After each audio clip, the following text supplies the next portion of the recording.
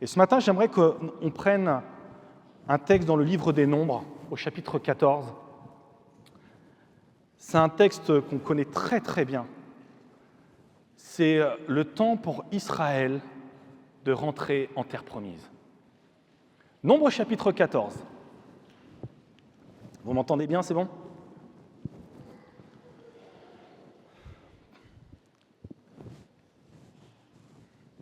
Verset 1er. Nombres 14, verset 1er. Toute la communauté, donc c'est Israël, éleva la voix et poussa des cris. Et le peuple pleura pendant cette nuit-là. Tous les Israélites murmurèrent contre Moïse et Aaron. Et toute la communauté leur dit : que ne sommes-nous morts dans le pays d'Égypte, ou que ne sommes-nous morts dans ce désert ? Pourquoi l'Éternel nous fait-il entrer dans ce pays pour tomber par l'épée ? Nos femmes et nos petits-enfants deviendront une proie. Ne vaut-il pas mieux pour nous retourner en Égypte ? Ils se dirent l'un à l'autre : donnons-nous un chef et retournons en Égypte. Moïse et Aaron tombèrent face contre terre devant toute l'assemblée de la communauté des Israélites. Et parmi ceux qui avaient exploré le pays, Josué, fils de Nun, et Caleb, fils de Yéphouné, déchirèrent leurs vêtements et parlèrent ainsi à toute la communauté des Israélites. Le pays que nous avons parcouru pour l'explorer est un pays très, très bon. Si l'Éternel nous est favorable, il nous fera entrer dans ce pays et nous le donnera. C'est un pays découlant de lait et de miel. Seulement ne soyez pas rebelles contre l'Éternel et ne craignez pas les gens de ce pays, car ils nous serviront de pâture. Ils n'ont plus d'ombrage pour les couvrir. L'Éternel est avec nous, ne les craignez pas. Toute la communauté parlait de les lapider lorsque la gloire de l'Éternel apparut sur la tente de la rencontre devant tous les Israélites. On arrive au moment où Israël est enfin délivré de l'esclavage. 400 ans d'esclavage, où il nous est dit que Dieu avait entendu la souffrance de son peuple. Et Dieu envoie Moïse pour être l'instrument de la délivrance, être l'homme qui apportera la délivrance à Israël en vue de la promesse que Dieu avait faite à Abraham bien, bien longtemps avant pour leur dire « Je vous donnerai cette terre, elle vous appartient ». C'est une promesse, c'est une alliance que je fais avec vous. Cette terre sera à vous. Et Dieu, dans la souffrance de ce peuple, envoie Moïse. Et Dieu va faire des choses extraordinaires. Vous connaissez ces histoires, hein. On le raconte beaucoup aux enfants. Il y aura les plaies d'Égypte où on voit les Égyptiens lutter contre Dieu. Et Dieu va faire des choses extraordinaires. Il va changer l'eau en sang. Il va amener des ténèbres. Il va amener des animaux qui vont détruire les récoltes. Toute la manifestation de Dieu va être présente. Et Israël va le voir jusqu'à la dernière des 10 plaies où la mort va venir et tous ceux qui avaient badigeonné leurs portes et leurs linteaux du sang de l'agneau étaient sauvés. Dieu ne s'adresse pas à des gens qui ne connaissent pas l'Évangile. Là, il parle à son peuple. Et lorsque ce peuple va sortir d'Égypte, ils vont partir avec des richesses. Eux qui avaient été esclaves, où on leur avait tout volé, ils partiront avec des richesses. Dieu leur donnera leur salaire pour ces 400 ans d'esclavage. Et pendant la marche, vous connaissez cette histoire, l'Égypte va se dire « mince, on a fait une erreur ». Et ils vont venir poursuivre Israël jusqu'à la mer Rouge. Et que va faire Dieu ? Dieu va ouvrir la mer en deux. Qui a déjà vu la mer ouverte en deux ? Personne, hein ? Eux, ils l'ont vu.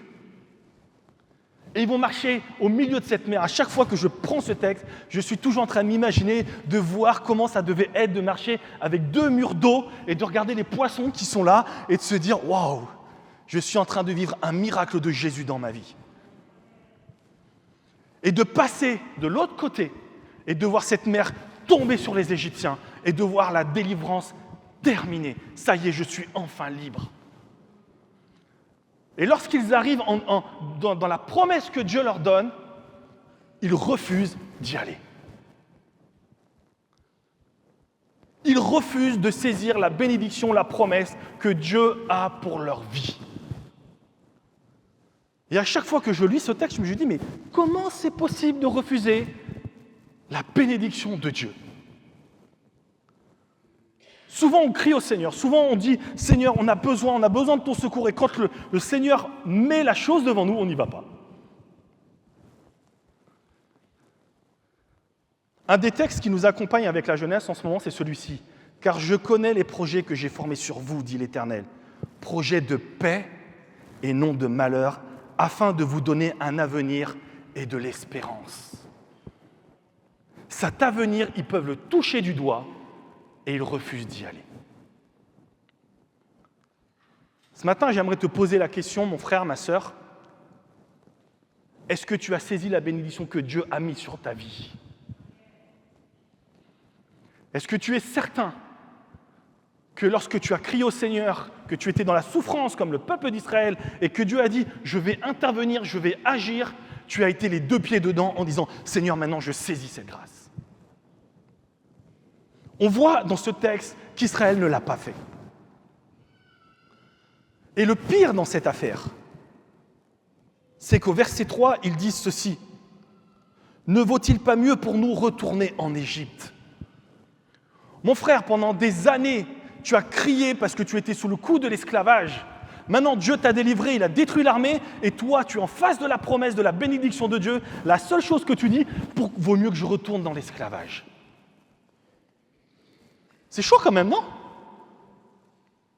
Non, vous n'êtes pas d'accord avec ça? Je vais vous raconter un témoignage qu'un pasteur nous a raconté il y a très longtemps quand on était en stage pastoral avec Siona à Redon. Un témoignage qui m'a glacé le sang. Un jour, il nous racontait un homme, il était avec un homme qui était paralysé dans une chaise roulante. Et ce pasteur il va prier pour lui, il est convaincu que Dieu va le guérir. Et il prie pour cet homme. Et cet homme se lève, se met à marcher. Extraordinaire. Et cet homme, vous savez ce qu'il fait? Il regarde la chaise roulante et il dit « c'est pas possible ». Il se rassoit dedans et il retrouve son handicap. C'est exactement la même chose. C'est exactement la même chose. Dieu, combien de fois nous a promis qu'il nous délivrerait? Combien de fois il a mis en toi la délivrance? Et tu es comme cet homme, on est comme cet homme, moi-même parfois je suis comme ça, je regarde ça, je dis c'est pas possible, et je préfère me rasseoir dans ma chaise pour redevenir un paralysé. Quelle tristesse que de refuser la bénédiction que Dieu a promis pour nous. Est-ce que vous croyez que Dieu a mis une bénédiction sur votre vie?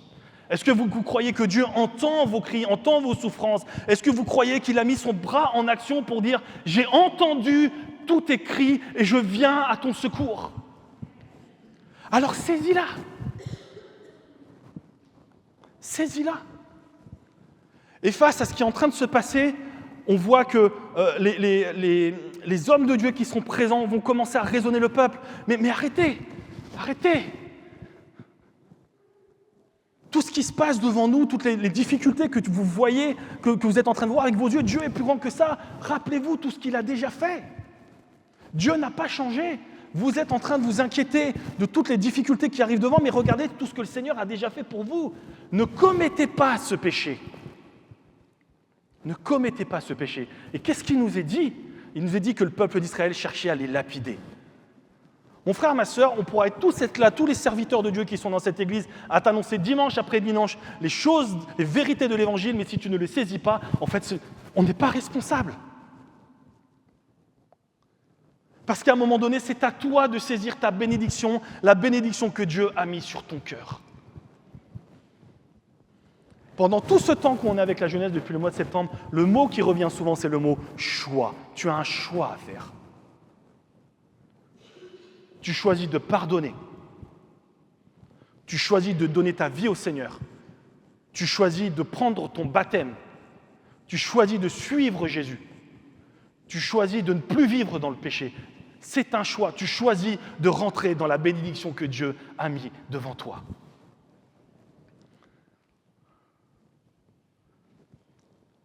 Quand je pensais à ce texte, Je ne pouvais m'empêcher de penser à Naaman le Syrien. Vous connaissez l'histoire? Naaman, c'est un homme, on lit ça dans le livre des Rois, 2 Rois chapitre 4, si vous voulez aller le relire. Naaman est un homme qui est touché par la lèpre, cette maladie dont on ne guérit pas encore aujourd'hui. Et il va entendre la voix d'une esclave dans sa maison, d'une petite fille qui va lui dire « Ah, si mon Seigneur était dans mon pays, en Israël, il y a un homme là-bas qui pourrait le guérir. » Et il saisit cette parole dans son cœur. Et il va là-bas, vous lirez l'histoire parce qu'il y a plein de turpitudes, il met sa confiance en des hommes, peu importe. Et à un moment donné, il arrive, il comprend que la personne qui peut lui amener la guérison de sa maladie, c'est Élisée. Et donc Élisée est au courant parce que Dieu l'a averti. Et cet homme va à la rencontre d'Élisée. Et Élisée envoie quelqu'un d'autre. Il envoie quelqu'un d'autre pour lui dire « Bon, je sais pourquoi tu viens. Si tu veux être guéri, lave-toi 7 fois dans le Jourdain. » Qu'est-ce qu'il nous est dit? Vous connaissez l'histoire? Naaman va se mettre dans une colère inimaginable. « Mais comment se fait-il qu'ils ne viennent pas se présenter devant moi? Est-ce que les eaux qui sont dans mon pays ne sont pas meilleures que les eaux qui sont dans ce pays d'Israël? Moi, je pensais qu'il aurait fait passer ses mains, qu'il aurait fait des trucs et je ne sais quoi, et j'aurais été guéri. » Et Dieu est bon, parce qu'il avait un serviteur avec lui qui lui dit « Mais hé, maître, si tu avais demandé quelque chose de difficile, est-ce que tu l'aurais fait? Maintenant, il te demande quelque chose de facile. Pourquoi est-ce que tu ne le fais pas ?» Et souvent, on est comme ça avec le Seigneur. Avec le Seigneur, on commence à dire « Seigneur, c'est comme ça que ça doit être fait. » On commence à donner des ordres à Dieu pour dire « Seigneur, moi, j'ai souffert. Donc je réclame justice. Je réclame justice. Celui qui m'a fait souffrir doit aussi souffrir. » C'est comme ça que je le veux. Mais Dieu dit, qu'est-ce qu'il dit? « À moi la vengeance, à moi la rétribution. » Ne t'occupe pas de ça. Toi, tu as besoin d'être guéri. La justice appartient à Dieu. Ne commence pas à empêcher la bénédiction que Dieu a mise sur ton cœur. Parfois, il faut aussi savoir se repentir, il faut savoir demander pardon. Le texte qu'on a pris la semaine dernière avec les ados, Siona nous a conduits dans ce texte-là, c'est l'histoire de Bartimée. Vous connaissez Bartimée l'aveugle? C'est un texte qu'on raconte souvent aux enfants des écoles du dimanche. Et très souvent dans la parole de Dieu, lorsque Jésus guérit, il y a la guérison du corps et il y a le pardon des péchés. Avec Bartimée, c'est la même chose. Lorsque Jésus s'approche de Bartimée, il va lui dire « Que veux-tu que je te fasse? Seigneur, que je recouvre la vue. » Qu'est-ce qu'il va lui dire? Il ne lui dit pas « Tu es guéri », il lui dit « Ta foi t'a sauvé. » Mon frère, ma sœur, il y a des fois, pour être guéri, il faut accepter de régler son problème de péché dans sa vie. Il faut savoir demander pardon. Parce que peut-être que la bénédiction, elle est en face de toi, mais tu es en train de l'empêcher parce que tu ne veux pas régler une situation dans ta vie. Et plusieurs fois dans la parole de Dieu, on voit cela. Lorsque les 4 hommes amènent ce paralytique à Jésus, la première chose qu'il va dire, tes péchés te sont pardonnés. Il ne lui parlera pas de la guérison.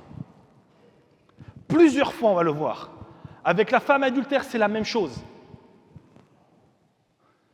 Il faut parfois régler des situations dans nos vies parce que tu empêches la bénédiction de Dieu d'agir.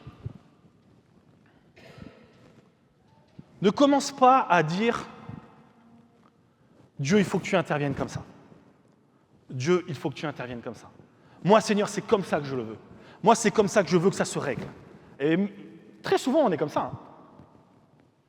On attend que Dieu fasse ce qu'on a envie que nous, on aimerait qu'il fasse. Mais dans la parole de Dieu, Dieu nous dit ceci, « Mes pensées ne sont pas vos pensées, et vos voies ne sont pas mes voies. Je fais comme je le veux. » Pourquoi? Justement pour arriver à être cet enfant capricieux que Naaman était. Dieu ne nous doit rien, mais c'est parce qu'il nous aime, c'est par sa grâce que nous pouvons saisir la délivrance que Dieu a promis pour nous. Ésaïe 53. On connaît bien ce texte, c'est un texte qui nous annonce la mort de Jésus. Je vais le lire. Ésaïe 53. Qui a cru à ce qui nous était annoncé ? À qui le bras de l'Éternel s'est-il révélé ? Il s'est élevé devant lui comme un rejeton, comme une racine qui sort d'une terre assoiffée. Il n'avait ni apparence ni éclat pour que nous le regardions, et son aspect n'avait rien pour nous attirer. Méprisé et abandonné des hommes, homme de douleur et habitué à la souffrance, semblable à celui devant qui l'on se voile la face, il était méprisé, nous ne l'avons pas considéré. Certes, ce sont nos souffrances qu'il a portées. C'est de nos douleurs qu'il s'est chargé. Et nous l'avons considéré comme atteint d'une plaie, comme frappé par Dieu et humilié. Mais il était transpercé à cause de nos crimes, écrasé à cause de nos fautes. Le châtiment qui nous donne la paix est tombé sur lui, et c'est par ses meurtrissures que nous sommes guéris. Ésaïe 53 commence ceci. Qui a cru ? Qui a cru à tout ce qui est écrit derrière ? Est-ce que nous croyons, est-ce que je crois que Jésus est mort pour moi sur la croix ? Est-ce que je crois qu'il est mort de façon injuste ? Lui qui a vécu l'injustice, il est le plus à même pour comprendre toute l'injustice que tu as vécue dans ton cœur. Et en aucun cas, il a réclamé vengeance. Quand il était sur la croix, qu'est-ce qu'il a dit ? « Père, pardonne-leur parce qu'ils ne savent pas ce qu'ils font. »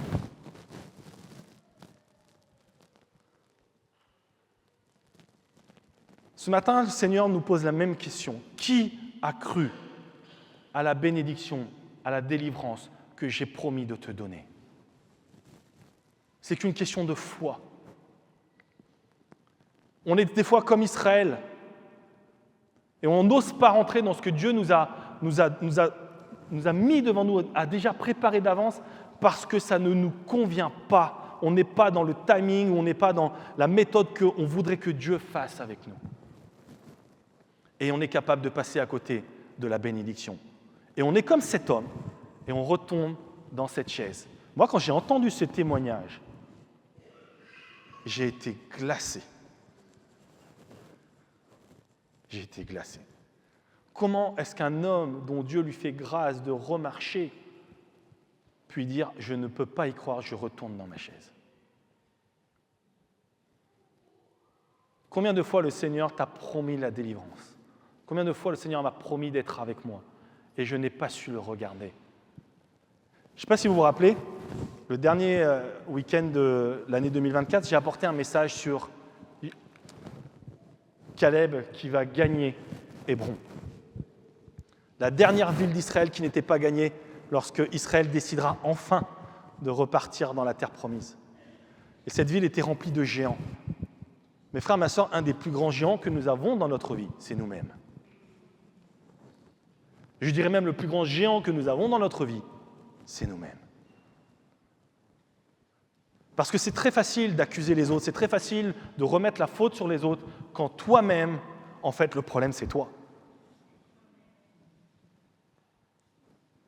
Et plus j'avance dans ma vie avec le Seigneur et plus je comprends ce texte qu'on trouve dans les prophètes qui nous dit que Dieu brise le vase pour mieux le reconstruire. On a besoin d'être brisé par le Seigneur pour qu'enfin on apprenne à lui faire confiance.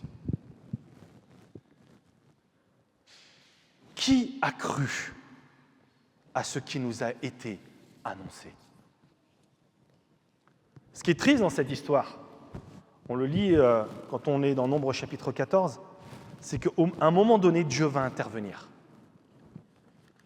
Dieu va intervenir, mais vraiment de façon un peu comme un père quand ça ne va pas à la maison, là, que c'est le chaos. Et il arrive, et puis vous savez, il tape du poing sur la table et il dit oh, il siffle, et puis là, tu as tout le monde qui se tait. Oh là, il y a le père qui est fâché, là, on va se tenir tranquille. Et Dieu va intervenir et va lui dire, mais on va dire, ok, c'est bon, j'en ai ras-le-bol de ce peuple. Je vais les exterminer.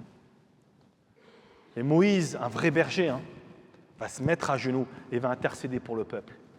Ne le tue pas, Seigneur, ne le tue pas. C'est vrai qu'ils ne sont pas faciles, mais ne le tue pas. Et qu'est-ce qui va se passer ? Il va se passer que Dieu va exaucer leur prière. Vous ne voulez pas de la bénédiction ? Pas de problème. Repartez dans le désert. Repartez, vous n'en voulez pas, repartez dans le désert. ne faut pas se plaindre des fois qu'on vit des choses difficiles parce qu'en fait, on n'a pas voulu la bénédiction du Seigneur. Dieu ne fait qu'exaucer. Vous ne voulez pas de la bénédiction, je ne vous obligerai pas. Par contre, ne venez pas vous plaindre de passer 40 ans dans le désert. Parce que les 40 ans que vous allez passer dans le désert, c'est pour vous faire grandir. Et quand j'ai pensé à ce texte,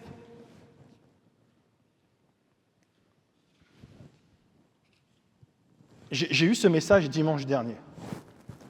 On a fait un exercice avec les jeunes. Siona avait ramené plein de cailloux avec les jeunes et elle avait ramené des mallettes de poids de musculation. Et elle a voulu illustrer l'histoire de Bartimée, les fardeaux qu'on a avec ses cailloux et ses poids. Elle a demandé aux jeunes de se lever et de prendre ces pierres ou ces poids qui représentent des fardeaux dans leur vie. Et ils se sont levés. Et vous me croyez pas, ils ont tous pris quelque chose. Et vous savez, Dieu est grand parce que moi, je regardais ça et je savais qu'ils étaient en train de mentir. Parce que bizarrement, ils n'avaient pas pris les plus grosses pierres, ni la plus grosse valise. Et je leur ai posé la question « Pourquoi ?» Parce qu'ils ne voulaient pas se dévoiler aux autres. Ils ne voulaient pas se dévoiler aux autres. Et à un moment donné, on est arrivé à ce moment de sincérité, c'est si tu veux que Dieu te délivre, il faut que tu sois honnête. Il faut que tu exprimes ce que tu as besoin d'exprimer. Donc ils ont reposé leurs pierres et ils ont vraiment fait un vrai tour. Et croyez-moi qu'il y a eu des valises de poids qui ont été prises. Et quand je les ai vus avec ces valises, le Seigneur m'a dit, mais en fait, Manu, une grande partie de leur souffrance est liée à leur histoire de famille. Ça a pris tout le sens pour moi. Depuis 1 mois et demi, l'Église est conduite dans des messages dimanche après dimanche sur la famille. Ce n'est pas pour rien. Quand Dieu parle, ce n'est jamais pour rien. Mes frères et sœurs, je crois que nous, en tant que parents, nous avons une responsabilité que de déposer nos fardeaux, parce qu'autrement, on sera comme ce peuple, on emmènera nos enfants dans un désert qu'ils n'ont pas choisi. Les enfants n'avaient pas choisi d'aller dans le désert. C'était les parents qui ont refusé la bénédiction. Et pourtant, la punition que Dieu, si on peut appeler ça une punition, elle est pour tout le monde. Mon frère, ma sœur, quand tu refuses la délivrance, quand tu refuses la grâce que Dieu te fait, tu embarques tout le monde avec toi. Tu embarques ton épouse, tu embarques ton mari, tu peux embarquer tes parents, tu embarques tes enfants.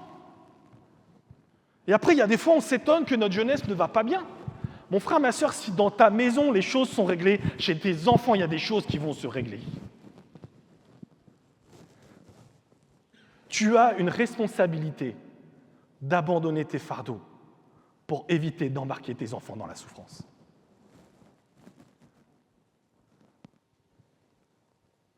Dans la réponse que Dieu va donner à Israël, il va les renvoyer dans le désert. Tous ses enfants vont partir dans le désert. Ils ne l'ont pas choisi.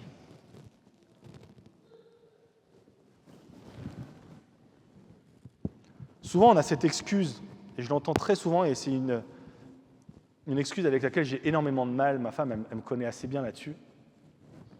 On me dit, oui, mais Manu, on est des humains. Mon frère, ma sœur, oui, on est des humains, on est faibles. Mais Dieu dira à Paul, c'est dans ta faiblesse que ma puissance s'accomplit. Tu n'es pas appelé à vivre dans la faiblesse.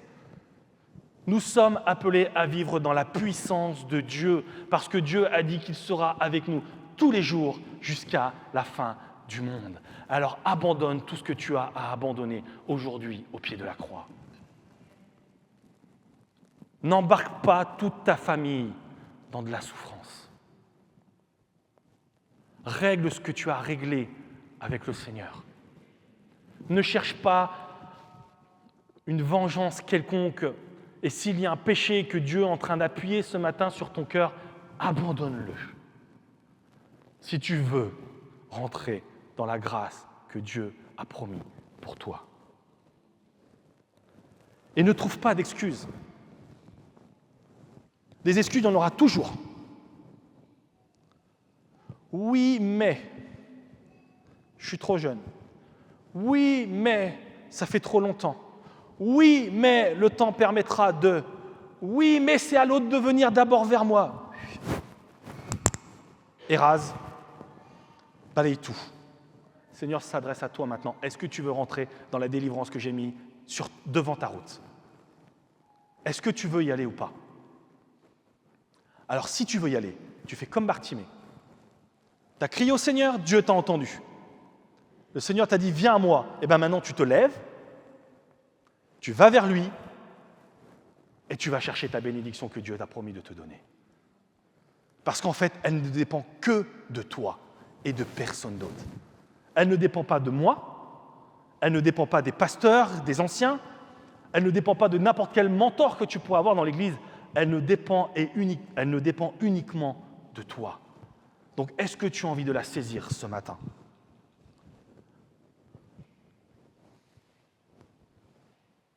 On vit vraiment quelque chose de merveilleux avec la jeunesse depuis quelque temps. Et ceux qui étaient présents hier l'ont vu. Il y a une expression qui est revenue il n'y a pas très longtemps, qui était celle-ci, c'est « ton histoire ne définit pas qui tu es, mais c'est l'appel que Dieu met sur ton cœur. » Ne te laisse pas définir par ton histoire. Israël, en arrivant devant la terre promise, la seule chose à laquelle ils ont fait référence, c'était à l'Égypte. Ils sont restés encore dans ces 400 ans de souffrance alors que Dieu les avait délivrés. Ne reste pas dans ton histoire de souffrance. Ce n'est pas ça qui te définit. Ce qui te définit, c'est l'appel que Dieu te met sur ton cœur, comme il l'a fait avec Bartimée, quand il lui a dit « Viens !» Et que Bartimée s'est levé, et que lorsqu'il a dit à Jésus « Voilà mon besoin, va, ta foi t'a sauvé. Maintenant tu peux repartir. » Ne laisse pas ton histoire pourrir ta vie. Ne laisse pas ton histoire pourrir la vie de ta maison. Parce que Dieu a prévu quelque chose de grand pour toi, une terre promise. Alors ce matin, j'aimerais poser cette question. Qui veut rentrer en terre promise? Qui veut rentrer en terre promise? Honnêtement. Qui a envie de saisir la bénédiction du Seigneur? Ouais. Et qui aujourd'hui n'y est pas rentré? Là, vous ne me répondez pas. Vous répondez au Seigneur. Et ce matin, qui a envie de dire, Seigneur, je n'ai pas envie d'être comme Israël. Seigneur, moi, je veux rentrer dans la bénédiction que tu as préparée pour moi. Le temps de délivrance qu'on est en train de vivre avec la jeunesse, Dieu le veut aussi pour notre Église. Dieu le veut pour chacun d'entre nous. Hier, j'ai été très heureux, j'ai vu un baptême sur une vidéo. Ça a vraiment touché mon cœur. C'était un grand-père de 99 ans qui donnait sa vie au Seigneur. Moi, j'ai vu ça une fois dans ma vie. J'ai vu une fois, quand j'étais enfant, une grand-mère de 92 ans qui avait donné son cœur au Seigneur et qui avait pris son baptême. Et je me rappelle de ce qu'elle nous disait, nous les jeunes, j'avais, je ne sais plus, 11-12 ans. Ne perdez pas de temps comme moi j'en ai perdu. Mon frère, ma sœur, tu as peut-être perdu déjà beaucoup trop de temps. Et là, je m'adresse à des gens qui connaissent le Seigneur. La bénédiction était faite pour ceux qui étaient en Jésus. C'était pour le peuple de Dieu. Souvent, on dit « Ah, la délivrance, c'est pour l'évangélisation, tout ça. » Non. Il y a beaucoup de choses dans la vie, dans nos vies en tant que chrétiens qu'on n'a pas abandonnées parce qu'on n'a pas voulu laisser Dieu régler notre affaire. Bientôt, on va prendre la Sainte Seine. La Sainte Seine, c'est Isaïe 53. J'ai pris toutes vos souffrances. Par mes meurtrissures, vous avez la guérison. Mais qui a cru à ce qui a été annoncé? On va se mettre en prière, si vous voulez bien.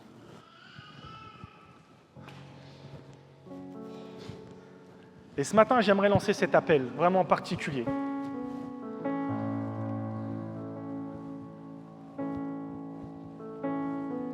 Je crois vraiment que le Seigneur est en train de faire une œuvre dans l'Église. D'ailleurs, je ne suis pas le seul à le croire, parce qu'avec le conseil spirituel, on en parle très souvent que Dieu est en train de faire quelque chose avec notre Église.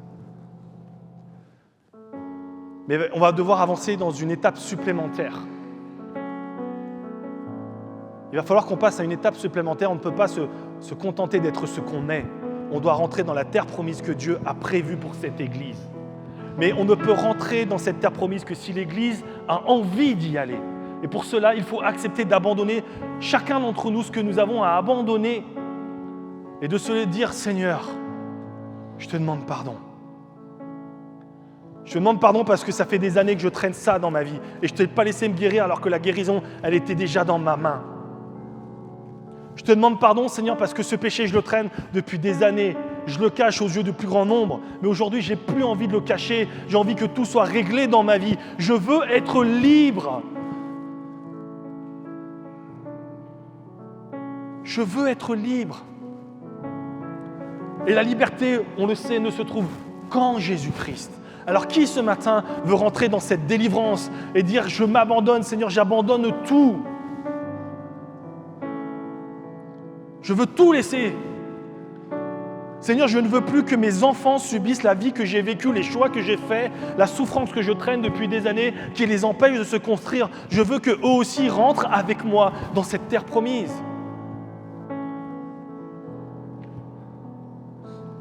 Qui a envie de saisir la main du Seigneur qui est tendue ce matin? Alléluia. Tous ceux qui ont envie de saisir la main ce matin, je vous invite à vous lever et on va aller la chercher auprès du Seigneur. On va faire comme Bartimée, on va se mettre debout, on va se mettre en action, on va dire « Seigneur, moi, je veux être comme Bartimée. Tu m'appelles, je me lève, je viens la chercher. Et je suis prêt à tout abandonner. Toutes mes colères, toutes mes souffrances. Le pardon est un choix. Même des fois, on n'y arrive pas, mais c'est un choix. Et ce matin, le Seigneur veut dire, je peux régler toute cette situation qu'il y a dans ta vie. Alors saisis, fais comme Bartimée, va et dis-lui, je veux, Seigneur, régler cette situation. Seigneur, je veux enfin saisir cette délivrance dans ma vie. Je ne veux pas que ce soit un dimanche supplémentaire où je viens, où je me dis, ok, c'est un super culte, on a été béni. Non, ce matin, je repars transformé. Je rentre enfin dans cette terre promise. Oui, il y a des géants. Oui, il y a la muraille de Jéricho. Oui, il y aura des combats, mais tu as dit que tu étais avec moi parce que c'est un pays très, très bon. La vie avec toi est un pays très, très bon. Alléluia.